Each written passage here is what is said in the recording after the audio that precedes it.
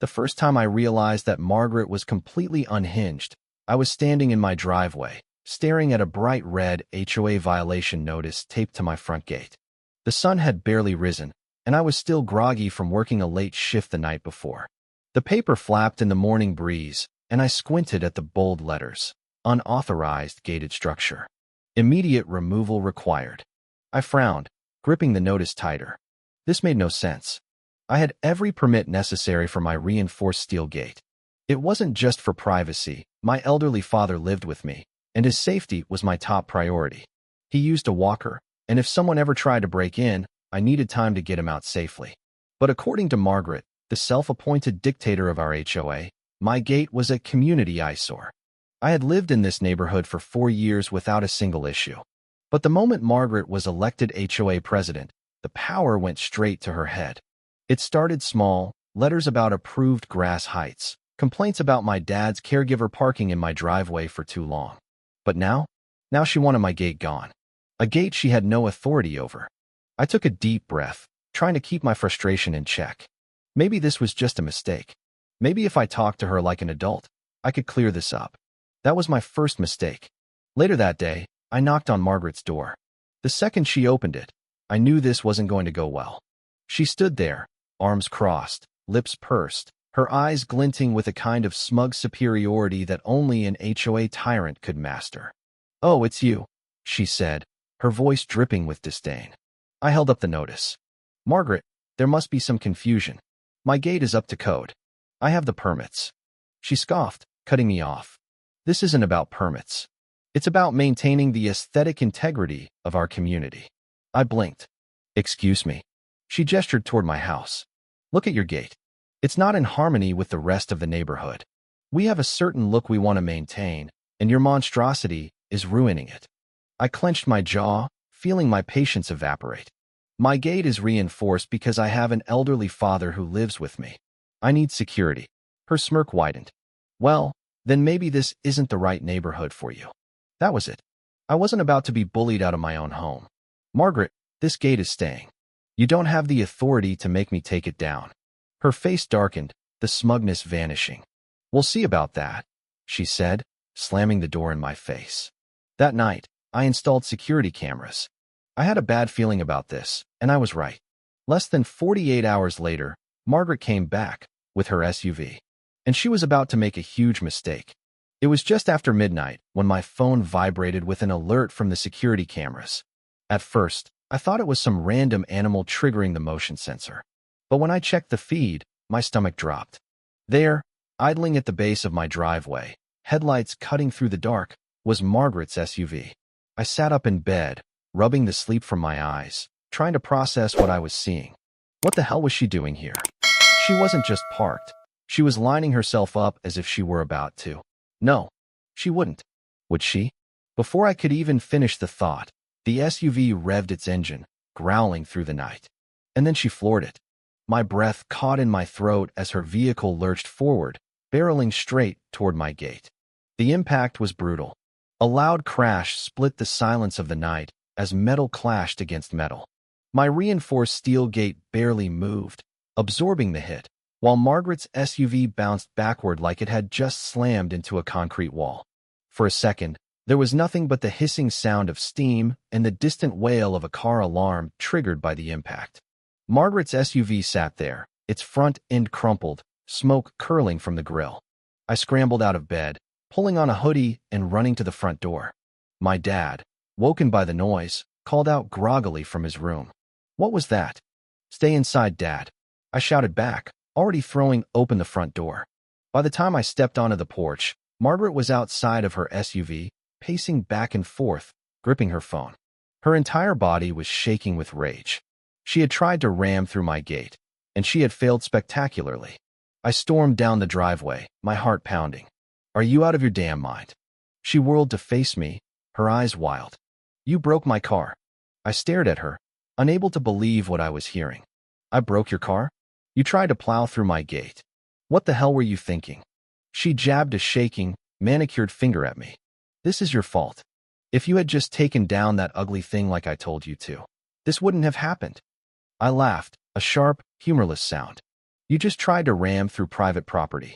That's literally a crime, Margaret. You do realize that, right? Her face twisted, a flicker of doubt appearing before she doubled down. This is harassment. I was trying to enforce HOA regulations. I gestured at the bent hood of her SUV and the thick metal bars of my still-standing gate. With your SUV? She huffed, flipping through her phone, then glared at me. I'll sue you for the damages. I scoffed. Oh, please. Go ahead and explain to a judge how you crashed into my property. Let's see how well that works out for you. That's when she made her next big mistake. She tried to open my gate. Despite the damage, the gate was still locked tight. She rattled the bars violently, yanking at them like a lunatic. I pulled out my own phone and started recording. Margaret, you need to leave. Now. She ignored me, still yanking at the gate. You don't belong here. This gate is a violation. You're ruining the neighborhood. That's when the floodlights kicked on. Bright, blinding light washed over the driveway, illuminating everything in high contrast. Margaret stumbled backward, shielding her eyes. Turn that off. Nope, I said, my phone still recording. I want the cameras to get a good look at you trespassing on my property. She froze, her eyes darting toward the security camera mounted above the gate, the red recording light blinking. She was caught in 4K. At that moment, I saw panic flicker across her face. She knew she had screwed up, big time. She turned back toward her SUV, fumbling with her phone, probably ready to spin some ridiculous story to the police. So I beat her to it. I dialed 911, still keeping the camera on her. Yes, I need officers at my address. Someone just attempted to ram my gate with their vehicle and is now trespassing on my property. Margaret's eyes widened. She took a step forward, her voice suddenly syrupy sweet. Wait. Let's not get the police involved. We can handle this like adults. I raised an eyebrow. Oh, you mean like how you just tried to commit property damage and intimidation? She swallowed hard. Too late. I had evidence, and Margaret was screwed. The flashing red and blue lights flooded my driveway within minutes. Margaret was still standing there, arms crossed, lips pressed so tight they were practically disappearing, while her SUV sat smoking behind her, the front bumper crumpled like an accordion. She had no escape. I stood at my gate, phone still recording, as two officers stepped out of the patrol car. One of them, a tall, no-nonsense cop with graying hair, adjusted his belt as he took in the scene. His partner, younger but with the same unimpressed expression, followed suit. Margaret, ever the delusional queen of entitlement, marched right up to him before I could even say a word. Officers, thank God you're here, she cried, throwing up her hands like some kind of damsel in distress. I need you to arrest this man immediately. I blinked. What? The older cop exchanged a glance with his partner before responding in the most bored voice I've ever heard. Ma'am, we haven't even asked what happened yet. Margaret pointed dramatically at me. He built an illegal gate and refused to comply with HOA regulations. I was forced to take action, and now my vehicle is destroyed because of his negligence. I couldn't believe what I was hearing. The younger officer scribbled something in his notebook before looking at her SUV, then at the reinforced steel gate that had barely a scratch on it. So, just to clarify, you intentionally drove your vehicle into his gate. Margaret's expression twitched. I had no choice. He refused to take it down, and it was clearly in violation of neighborhood aesthetics. The older officer turned to me, his face unreadable. Sir, do you have security cameras on this property? Oh, I had been waiting for this moment. I tapped my phone screen, playing back the footage. I have everything right here. You'll see her SUV idling, then accelerating straight into my gate. I also have footage of her trespassing and attempting to force it open. I turned my phone toward them, letting them watch as Margaret's crime played out in real time. Her smirk vanished. The officers watched in silence, and I could already see it. The moment they realized exactly what kind of lunatic they were dealing with. The older cop let out a low sigh, rubbing his temple. Ma'am, you're under arrest for attempted property damage and trespassing. Margaret's face drained of all color. She stumbled backward, her voice rising to a high-pitched shriek. What? No. You should be arresting him. He's the real criminal here. He built that gate to provoke me. The younger cop let out a tired sigh. Ma'am, you drove your car into private property. That's not how the law works. I was defending the neighborhood. she screeched, her perfectly styled hair now slightly disheveled. No, ma'am, the older officer corrected. You were committing a crime. Margaret tried everything to talk her way out of it. She screamed. She pleaded. She threatened to sue the entire police department. But none of it mattered. By the time they had her in handcuffs, she was hyperventilating, still shrieking about HOA rights, her clipboard clattering to the ground as they led her toward the squad car. The irony? As they were loading her in, she turned to me, pure hatred in her eyes, and spat out the most ridiculous thing I'd heard all night. You think this is over? You have no idea who you're messing with. I tilted my head. Margaret, you just got arrested in front of your own house. I think I know exactly who I'm messing with. The officer shut the door, and the patrol car pulled away. Margaret was gone, for now. I took a deep breath, running a hand through my hair as I stared at the mess she had left behind. Her SUV was still wrecked against my gate. The entire neighborhood had watched the scene unfold, curtains pulled back, porch lights flickering on. My dad, now standing on the porch with a cup of tea, let out a low whistle. Well, that escalated quickly, he said. I let out a bark of laughter, my adrenaline finally fading. Yeah, it did. But deep down, I knew one thing for sure. Margaret was not the kind of person who gave up easily. And if she was willing to go this far already, I had a feeling things were about to get a whole lot worse. The morning after Margaret's spectacular arrest, I stepped outside with my coffee, half expecting the neighborhood to feel different, quieter, more peaceful now that the dictator had been temporarily removed. But the moment I opened my front door, I knew something was off. The air felt heavy, like the storm wasn't over, just changing direction. And then I saw it. A brand new violation notice taped to my gate. For a split second, I just stood there, staring at the paper like it had personally offended me. How was Margaret literally in jail last night, and yet she was still finding ways to harass me? I ripped the paper off the gate and skimmed through it. Violation notice. Emergency HOA ruling. Due to ongoing disruptions caused by non-compliant structures, all homeowners with private gates must have them inspected by the HOA board within 48 hours. Failure to comply will result in automatic fines and potential forced removal. I clenched my teeth. She was still trying to get rid of my gate. But this time, she wasn't doing it alone. I didn't have to guess who was behind this. I stormed over to the HOA office, and sure enough, the moment I walked through the doors, I was met with a familiar, smug voice. Well, if it isn't our local troublemaker. Margaret was sitting right there, in a crisp new suit, sipping coffee like she hadn't spent last night in a police car. I froze. What the hell was going on? The HOA secretary, a frazzled-looking woman in her 50s, cleared her throat. Mr. Carter, I assume you're here about the new inspection policy. I barely glanced at her. What is she doing here? Margaret smiled, a slow, satisfied smile. Oh, you mean after your little stunt last night? I narrowed my eyes. You crashed your SUV into my gate, Margaret. She waved a dismissive hand, as if that was just some minor inconvenience. That's neither here nor there. I'm back, and I've made some changes. My stomach tightened. What changes? The secretary shifted awkwardly. Margaret was temporarily removed from the board due to legal issues, but after an emergency vote this morning, the board reinstated her as acting HOA president. I blinked. What? Margaret beamed. Oh, did you think one little misunderstanding with the police would get rid of me? I was speechless. This woman had just committed literal property damage, and the HOA was still backing her? The secretary sighed. The board voted unanimously, Mr. Carter. You know how much Margaret has done for this community. Oh, I knew. She had bullied, intimidated, and fined this community into submission.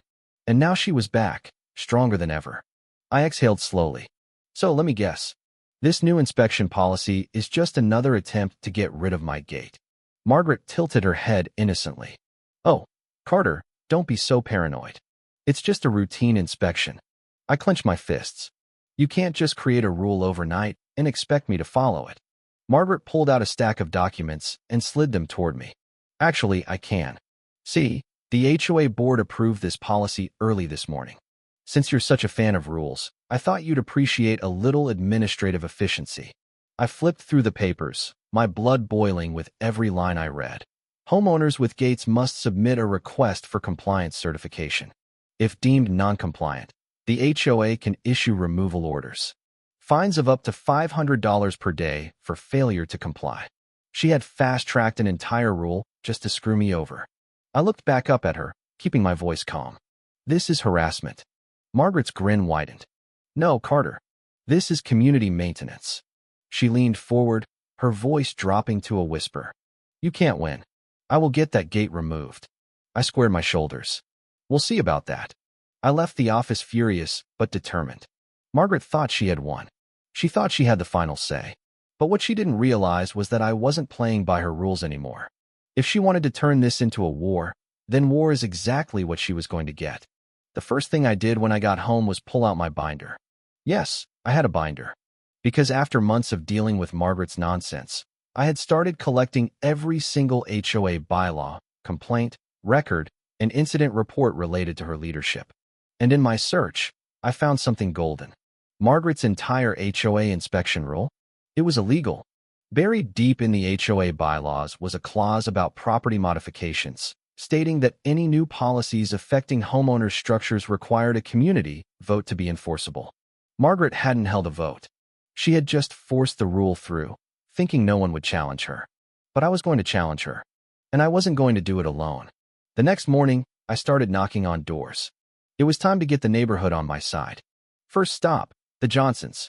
They were one of the longest-standing residents in the neighborhood, retired, quiet, and generally avoided conflict. But Margaret had fined them $200 last year for unsightly garden decorations, aka a single lawn gnome. When I explained what Margaret was trying to do, Mrs. Johnson's eyes darkened. That woman has been a menace for years. Her husband, usually soft-spoken, set his coffee cup down a little too hard. Count us in. 2 signatures done. Then I went to the Roses. Margaret had tried to fine them for putting up Christmas lights too early in December. They signed immediately. Then the Wongs, the Carters, and the Patels. Everyone had a horror story. And by the time I finished, I had over 30 signatures, more than enough to challenge Margaret's inspection rule and force a real vote. But I wasn't done yet. I needed public exposure. So I did something Margaret never expected. I went straight to social media. I created a neighborhood Facebook group titled HOA Reform, Taking Back Our Community. Within hours, it exploded. People started sharing their own Margaret horror stories. She fined me for overgrown grass when I was on vacation for 3 days.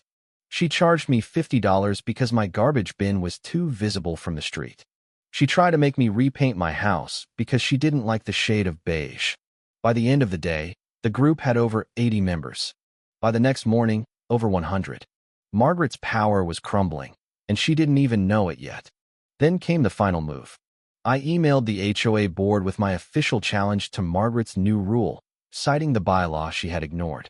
By HOA regulations, they had no choice but to schedule a formal vote. And when Margaret found out, she lost her mind.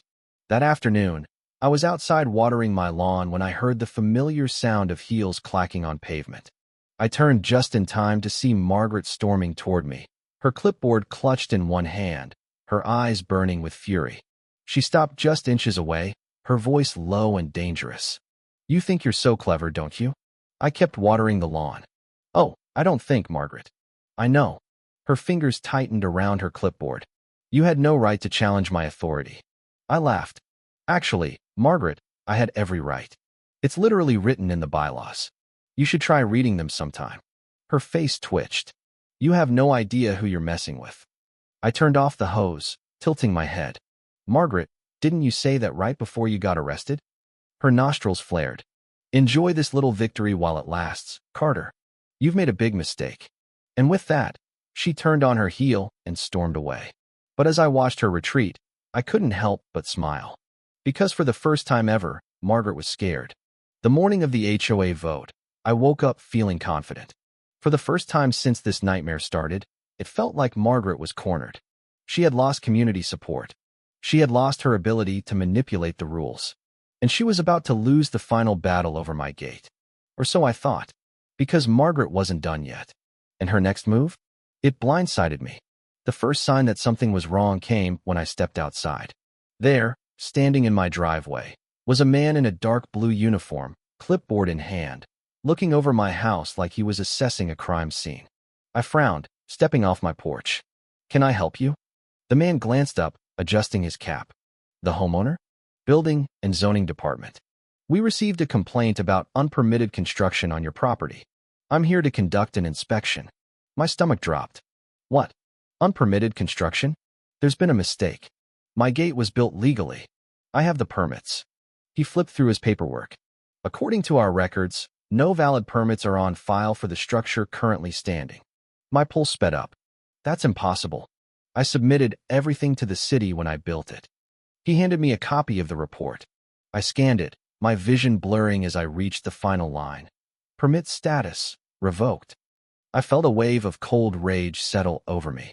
There was only one person who could have pulled something like this. Margaret. Somehow, she had managed to weaponize the city government against me. I forced my voice to stay calm. This has to be a clerical error. The inspector shook his head. I can't make that call. The paperwork says the permit was revoked 2 days ago. 2 days ago. The same day Margaret got reinstated as HOA president. I clenched my jaw. She had been planning this. She knew I was going to fight her through the HOA, so she had gone above them, finding a way to attack me at the city level instead. And now I was trapped. The inspector sighed. Look, I'm just doing my job. But legally speaking, if this gate is standing without an active permit, you're in violation of city code. I exhaled through my nose. What happens now? He flipped another page. You have 72 hours to either provide proof of reinstated permits or remove the structure. If you fail to comply, you could face fines of up to $1,000 per day until the violation is resolved. $1,000 per day. Margaret had won this round. But I wasn't going down without a fight. I spent the next 72 hours combing through property records and legal codes, and I found something Margaret never expected. Her own house was in violation of city zoning laws. Her backyard fence was too close to a protected drainage area, a direct violation of city code.